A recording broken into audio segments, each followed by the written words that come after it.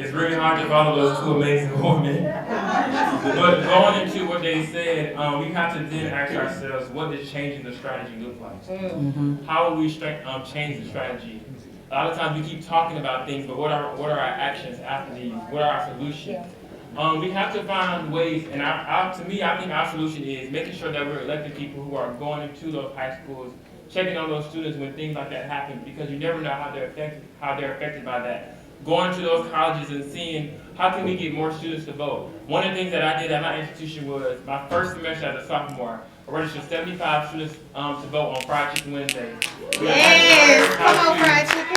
Connect with the students, but also like not just forcing it in their face, like giving them things like whether it's candy or really trying to see like why they don't vote. A lot of times they don't vote because they don't know what to vote for, or they don't know why to vote. Yeah. But we have to understand, we have to then tell them the stories of Bloody Sunday. Yeah. How our ancestors, and some of them are even still alive, how they marched, how they were beaten, how they were hosed, just for us to get the right to vote. Just for us to get the right to come to this courtroom. It's really inspiring me to be on the panelists with all these amazing leaders, because in this exact courtroom, over 60 years ago, black people had to come through the back doors. We had people who were struggling in this exact courtroom to register to vote. We had white people, and this is why it's based off racism, who would put signs up saying that they were on lunch break, even though they were not, and sit down in front of those black people and tell them that they did not want them to register to vote. So we have to then tell those stories to the younger generations, to the students at Selma High. And we have to then tell them, this happened in your exact city, this happened in your exact state. How can we get you to vote? How can we get you to mobilize? We also have to get our politicians to tell them to level up.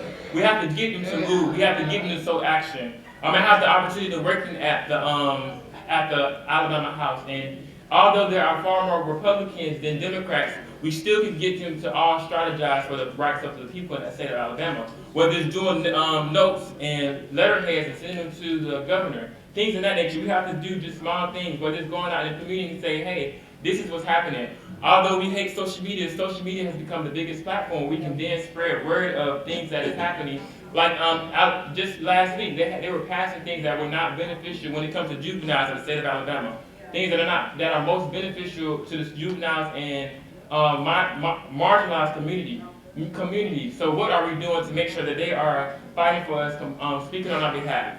Yeah, that's good.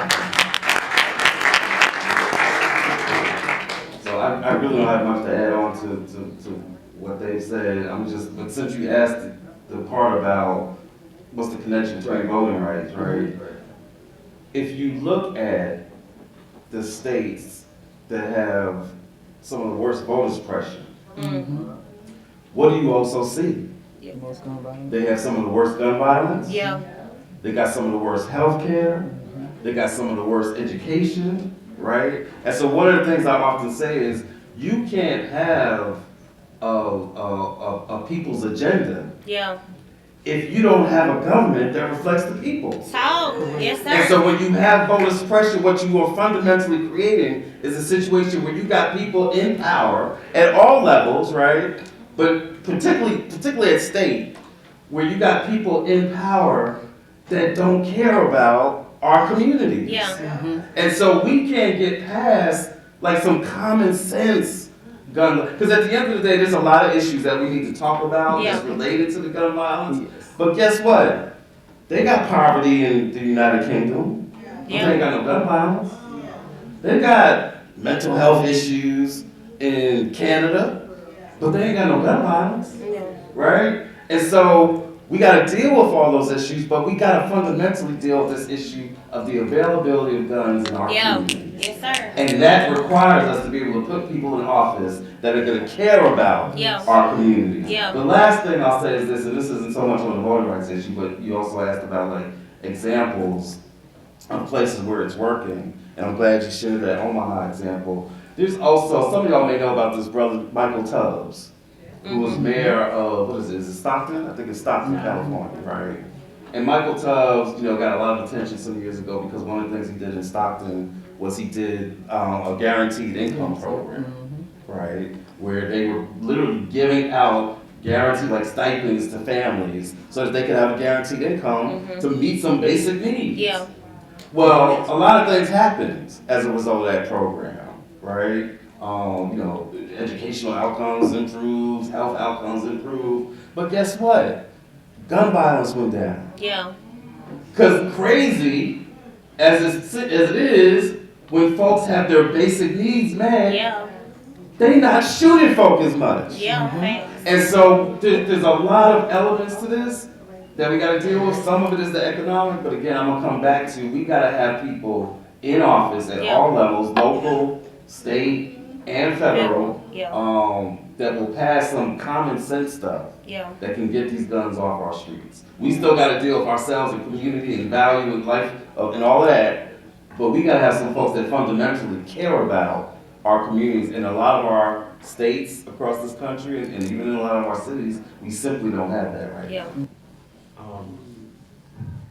My wife is texting me probably 30 times. Like, babe, where you at? And I ended up being volunteered into the mock trial. And from the mock trial, this spilled over. And one of the things that I think a lot of elected officials would like the general public to know is that the public needs to know the job of the particular individual and all of the challenges that individual faces with the job. So one of the things that I have vowed to do, because y'all already know, those of you who have been here all day, I'm a big talker too. But my challenge in 2025 has been listen. We got some great talkers from DC all the way down to DC, Dallas County. Yeah. But we don't have as many good listeners. Yeah. And so there was a part of me, because you don't become an elected official without having a little bit of ego, confidence, and arrogance. But there was a part of me that says, how can we have a discussion in Selma about violent crime and the DA who is here and is the only elected official that is here, and he ain't even on the panel. Selma this weekend celebrates 60 years of the march. And all of these people are going to come and take pictures and walk across our bridge. And I know that in a city of 16,752 people, we have had in Selma. Come on, talk. Y'all ready for this? Tell it. 4 plus 10 is what? 14. 14 plus 26 is 40. Through 40 homicides in a city with that population over the last 3 years. 26 in 23, 10 in 24, and we already have had 4 homicides. I ain't talking about shootings. Right. Conversely, Hoover, Alabama, for those of y'all who know much about Hoover, 93,000 people population. They've only had 4 homicides in that same time frame. So my constituents said, Turner, what you gonna do about the gambling? They got gambling houses. Y'all need to go bust them. They gambling over there. Turner, what you gonna do about the fact that you got all these people that might be voting absentee? Y'all need to do something about these voting absentees. In my office, I'm worried about what do you tell a mother. All right. I've been in office 2 years and 2 months. I'm talking to mothers whose kids were murdered 7 years ago, It still haven't been tried. and there has not been a trial. And every time you look around, there's people talking about what the politicians ain't doing. This is a multi-level issue that has to be dealt with on multiple levels. That's right. A month ago, I penned an article that says, don't until it affects you. Until it affects you. If you want to be real, I wish that DAs didn't have to wear suits. I didn't wear one today. But we almost need to be wearing fatigues in some of these inner cities and some of these areas because people don't really want to know the truth. I'm going to get some heat for this one, but I'm going to put it out there. What do I mean by no way until it affects you, until it affects you? When drive-bys start hitting the suburbs, Well. You'll pick some out. Yeah. When Hoover High School has a football game at homecoming, and a shooter breaks out in the parking lot, and don't nobody want to talk about who did it. Oh, now we want to have a conversation about gun control. My thing is, why can't I drive down Broad Street right now and not put insurance on my car because I don't want to? The law say I have to have insurance on my car.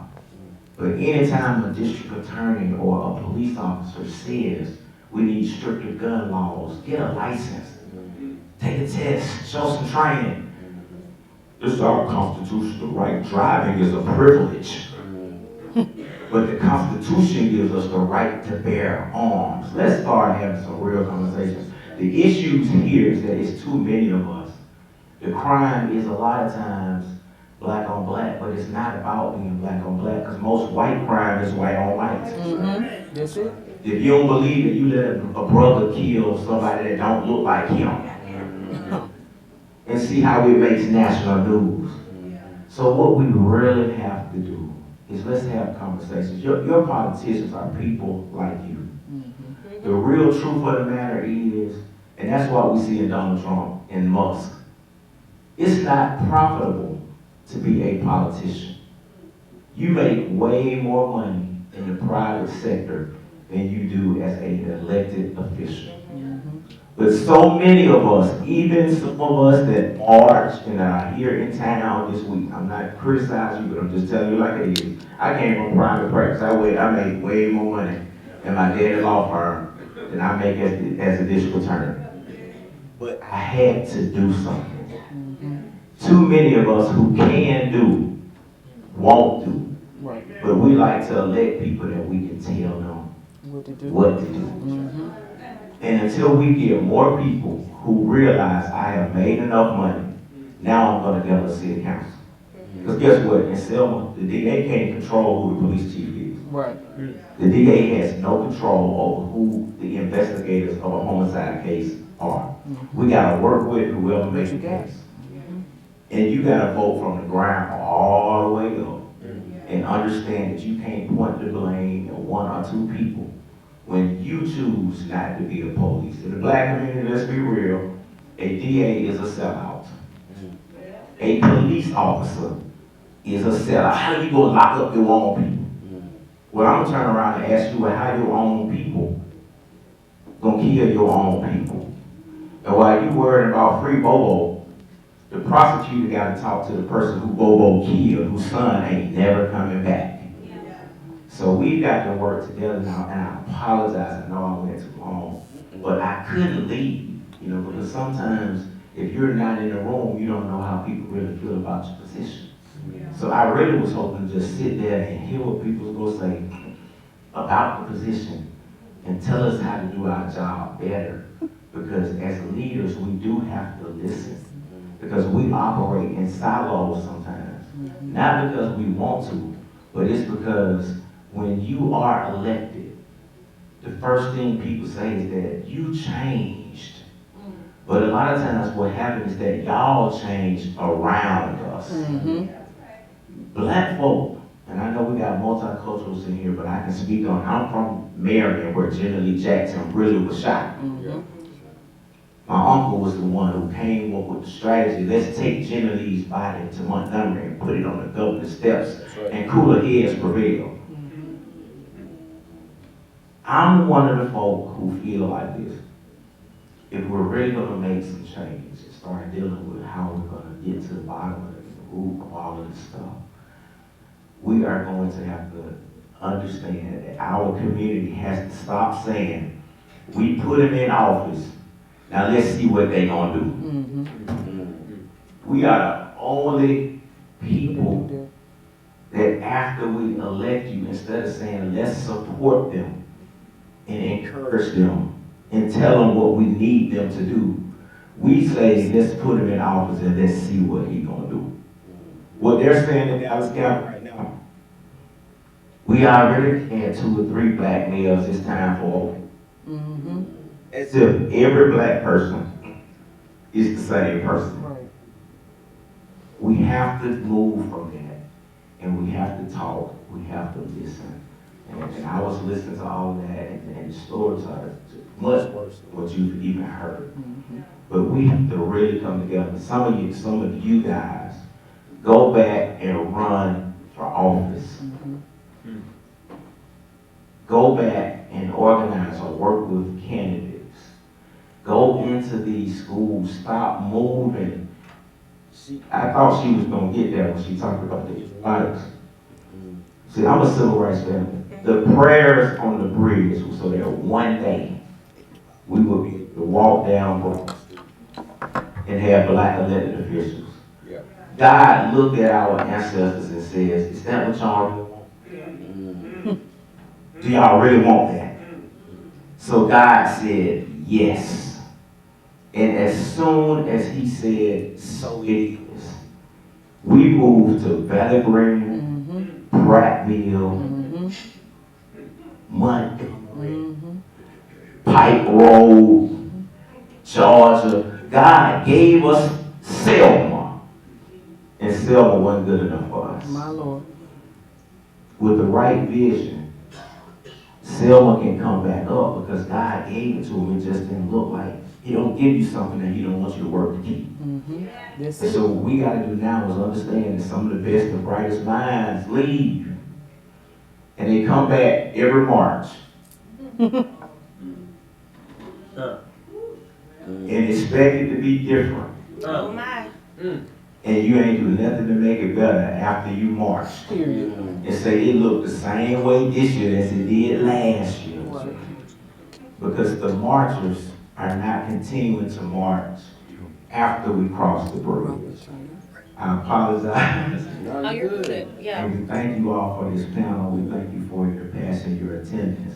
But go back to wherever you are and realize that the fight requires you. The education you receive, the knowledge, the spirituality that you've absorbed, these kids need to know that you love them. And the grown folks need to know that we love them. And we've got to make it so that we are all working together. Don't just put people in office and say, we voted for them and they ain't did nothing. Because sometimes the people that you vote for, they want to hear you say, I know you made a sacrifice. And we support you.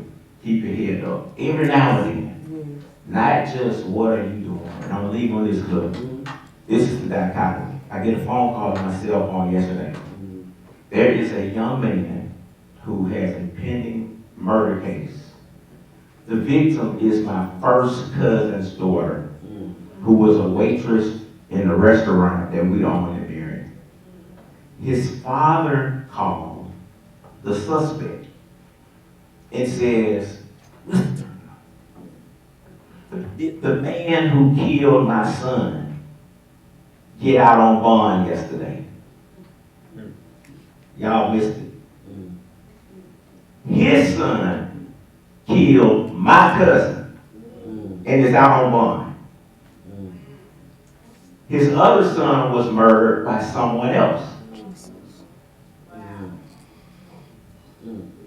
Y'all with me? Yeah. He doesn't think that the person who killed his son should be out on bond. But you talking to the DA who your other son killed, who objected to your son being out on bond, and you feel like there's an injustice. That's the kind of stuff that's going on in the streets. It doesn't affect you until it affects you. And we got to stop that. Because what affects one affects us all. Amen. I'm sorry. For those of you watching around the country, this is Robert Turner. And I just want to say this real quick. One, I think you just can feel just from listening to D.A. Turner why it's important that he's in that office. Amen. Right? Yeah. But what you don't know, and what Mark referenced earlier, he mentioned this Warren Clinic that we did. A Warren Clinic is a program that we run. Earlier, our organizer was out here. I don't think he's still here. But basically, it's an amnesty program where people get their fines and fees waived.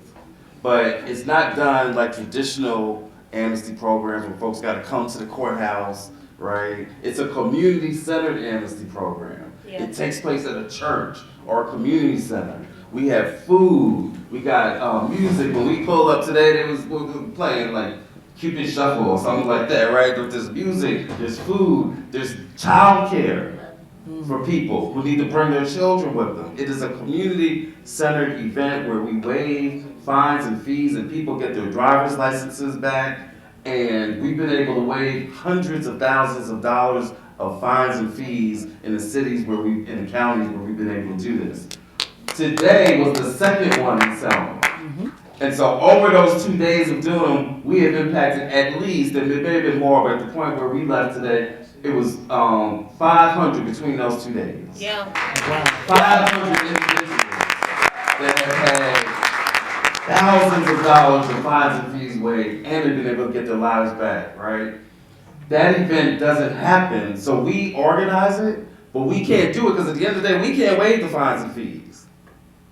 The DA can. Yeah. And the judges can. That's good. And so the only way it works, the only way we are able to do this program is when we have DAs like Robert Turner that will help to make this event happen. Yeah. And will waive those fines and fees and let people get their lives back. And so again, I really want to give it up to him because he is the kind of DA that we need to deal with the issues on community. Thank you for that. We got some questions.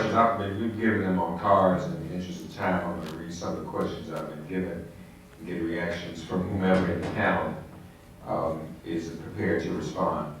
Here's the first one. These are community questions, folks. Early engagement between the ages of 10 and 18 years of age. What are local leaders doing about this? Early engagement. Does that want to respond?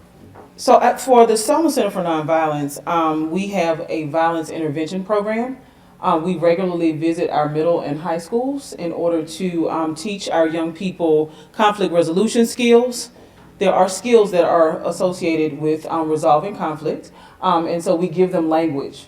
And we also do restorative circles. So teaching young people, as well as teachers, how to have healing conversations in response to various situations in life. DA Turner is very active in helping to facilitate opportunities in our community, along with Judge Perkins Walker. I just keep saying the same names because these are the people who are showing up, right? I wish I could call more names, but they are the ones who are consistently showing up and making themselves known, expressing the fact and demonstrating love. Not just talking about it, but demonstrating a love for the people who they were elected to serve. And so churches, we're activating freedom spaces in local churches. As a matter of fact, our ground floor at the Selma Center is a model freedom space, and we're hoping to expand that out. We are growing what we call block clubs, which are not neighborhood watch, but they are neighborhood watch. Right? So not criminalizing neighborhoods, but really teaching folks how to go back to the basics and watch out for each other and rebuilding that network of care and consideration for our neighbors. So there are a lot of things that we're doing. I am grateful for where we are in Selma in this moment because I do see a lot of us within my generation reaching for the torch, if you will, from those who are older than us who currently have it. My challenge is for our elders to not just hold the torch and expect us to put our finger here and not have it really make a difference. What we have to do is share the torch so that it is easily transitioned to the next generation and we don't repeat the same mistakes, that we're actually learning from the mistakes of the past and being able to implement, because the fight looks different. Right? The fight is different now. You know, in the 60s, there was no social media. There were a lot of things that were in place that were destructive. And yet now the fight totally, not totally, but the fight definitely looks different. And making sure that as we are moving through the process of creating these networks that we're incorporating, like churches, the role of the church. We have over 200 churches in our city with 16,000 people. Churches should be a place of refuge a place of love, a place where people can feel healed and whole. And so working with churches to make sure that we're addressing the needs of our community holistically. 10, 18 years later, you want to respond to that? Okay. Second question, why are there so many guns readily available in our community? I think Brother Cliff kind of mentioned this earlier around legislation. And so I think that's why it's so important that we are fully informed on who's representing us. As D.A. Turner mentioned, understanding in totality their role and being okay with being inconvenienced. That's a better word, right? Because I know sometimes we're like, man, we're doing all the things. I don't have time to make it to that town hall. I don't have time to go down to Montgomery, but we gotta make time, right? Because, you know, essentially we're seeing how this is directly and indirectly impacting all of us. And so I think, you know, having a heightened awareness of who our elected officials are, the legislation that's being created, how it's impacting us, and how we can play a role in helping shape that. All right, thank you. And the last question is, I'm sorry, you want to respond to one questions? I'm sorry. No, I know we've been here a long time, but I think your answer pretty much answered it. Yeah. One of the things I can tell you on the street level is that on a lot of drug cases, there's a lot of cases where police officers take guns. What we're seeing increasingly is the girlfriend, the mom, the auntie, the uncles. Can I get my gun back? Yep. So the federal law there has been a federal law passed, and we're trying to get on the state level. There's a lot of people that are straw gun purchasers for people who aren't allowed to legally carry. And so what we're seeing are people who have purchased, young ladies, honor roll students, nurses, teachers, who purchased 4 guns in a year. Dracos, stuff like that. But they're not buying them for themselves. They're buying them for the people who can't pick them up on their own. And when we trace those guns, we're seeing that there are more guns on the street because there are a lot of people in the community that are more complicit in the problems that we're facing than you would even realize. So there's a glorification of the gun culture through the music, through the movies. And America, to be faced, just face the facts, we are a violent country. Yep. that's right. Universally. How we got here, right? Look at the inception of this country, right? That's who we have been. But I think we get a chance now to shift that, right? Again, we talk about shit, and you know, we can just kind of tag team it here, but we talk about what it means to shift the atmosphere. That's the purpose of this. This isn't just about conversation. This is about everyone really leaving this room, right, with their to do. Yeah. So whether you write a note in your phone, whether you write it down on a piece of paper, like it's important for each and every one of us to find a way, so whether it's impacting the music, right, being mindful of what kids are listening to, whether it's, again, holding the elected officials accountable, I think you're absolutely right. I just wanted to add that. That's right. Yeah. No, this is an important conversation. Let me just say anecdotally, and I empathize with some. This is complex with some of the things being said. When Kamala Harris first ran for president in 2020, she came on my show, and I asked her, what do you say to those who are concerned about violence and the disproportionate criminalization of our people? And she said, you know, being a district attorney is a difficult thing, because as much as you want to curb the criminalization, the locking up of our young people, there are family members who would come to her and say, what are you going to do about my child's loss of life? And let's not forget, it's not just the gun violence. In many cities, I don't know if that's the case here, we don't, well, I shouldn't say we, but law enforcement, elected officials don't even care about crime in general when it comes to black folks. My car got stolen, hypothetically. So my house got broken into. So what? So there's this, you know, either we are, and I got one more question. Either we are, y'all gave me a third question. I'm on. Y'all can get me somewhere. either Listen, we, he said we're gonna ask this last question. Like, actually. either we, are dealing with overcriminalization, or we're dealing with nothing when it comes to justice. Because remember, there was another song that was popular, Public Enemy. 911 is a joke. And what was that about? All right, we are not, here's the last question. How do we tie these organizations together and spread the ideas to slay all of these dragons? Anybody want to answer that question? I'll take a small stab at it. So she mentioned that Health and Families Program. One of the functions in Alabama, the district attorney has a shall function. The shall function is that you shall enforce the truancy laws of the state of Alabama. We view that as an inroad to the system because we know that kids that are targeted at this school are the ones that are more than likely down the road end up getting into trouble. So we are also charged with handling juvenile court offenses. You can't get into the Health and Families Program if you have a criminal offense.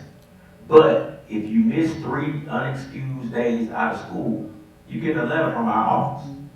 So what has happened in Selma and my entire circuit is all of these parents are getting letters from the DA. And so they're calling the DA and they're like, man, why you sending me this letter? My kid go to school. But guess what we found out? A lot of the schools, the person that's responsible for putting the excused absences in that school, they weren't putting them in. So what that did is it sparked, the school system is now making sure that they're recording those excused absences on time. The kids that are definitely missing, we are intervening with, it's not called the Helping Children's Initiative, it's the Helping Families. We want to know why is he not coming. We had one situation where it was in the black, in Selma now, if you're white, you're a minority. So we had a white lady with mixed kids who lived in the projects. She wanted her kids to go to school, not in the city school, but in the county school. So what happens is her car broke down. So she was not able to get the kids to the bus stop in the county to get them to go to school out of district. So we found out that the reason the kids were missing school is because the mama's car just had broke down. And so we were able to get her transportation so that her kids could get back to school, and that helped her tremendously. And her children have not missed a day out of school once the problem was identified. So it's community, it's the court system working with the school, letting them we're not trying to take it over, but we want to help you keep the kids out there in the school and not in the street. Because when they're in the street, it's a problem. You know, we've had some 14-year-olds charged with murder in the last calendar year, and 2 15-year-old victims. That's heartbreaking. And so what happens when you talk about Kamala, this is what I wanted to jump in on. African Americans caused Kamala to be the first candidate to drop out of the first race when Biden won. Because we said, as a prosecutor, she's locking all our people up. But then, when Biden chose her to be the side piece, or the vice president, we rallied around her. She wasn't good enough to be number 1, but we thought she was good enough to be number 2. We have to change that narrative. And when she ran this time, we got behind her, but we did so much damage. And that's the same damage that we as communities do to DAs and to law enforcement officers. So this is a holistic approach. It's intergovernmental. And we have to understand that some jobs are just hard, and you got to make hard decisions. All right, I've been given a hook. Now, this one last thing. Cliff and I were talking this in the hallway. I'm gonna make this quick. There's a great clinician. He's gone on to glory, his ancestor. But Professor Haynes Wilson, you all want to write this down. This is homework assignment. Haynes Wilson, amen. Now, he wrote a book entitled Black on Black Violence, not because he believes that's an adequate or appropriate term, it's actually a vulgar term. We don't refer to any other group that way. Every group commits violence amongst its own community because we don't want to have a name. He named the book this to refute it, Title of the book, please, everyone get this book. Please type it in your phone, it's very important. I frankly think we should be giving these to law enforcement officials, giving it to DAs. It's a defibrillator in this conversation. We had a consent decree where I was for 5 years allowed to teach diversity awareness and sensitivity training in the Metropolitan Washington, D.C. Police Academy. And I said, this is gonna be my textbook. They said no, and I made it my textbook anyway. The book is Black on Black Violence. The subtitle, Psychodynamics of Black Self-Annihilation in Service of White Domination. Black on Black Violence, the Psychodynamics of Black Self-Annihilation in Service of White Domination by Amos N. Wilson. And the first section is titled this, just so you get a sense of what this is about. The socio-political necessity of black criminality. The socio-political necessity of black criminality. This is created in this environment. One more time, black on black violence. If you look up black on black violence by Amos Wilson, you will find it. Please get that book, please read it, please share it. It is very, very important. It is a wake-up call. Most of you will read, say, you know what, that's right, I thought about that. That strikes a chord with me. All right, good people, this has been an outstanding gathering, has it not? We've had some serious conversation again, so proud of these very, very gifted young people. Let's hear it from Lydia Chapman, Director of Programs and Economic Innovation. Deanna Reed, Alabama State Organizing Manager for Voters Matter, James Field IV, Miles College, SGA President, and the other two Gen Z panelists, Cliff Albright, co-founder Black Voters Matter, and your Gen Z moderator, I am Reverend Mark Thompson. God bless you all. Check the schedule.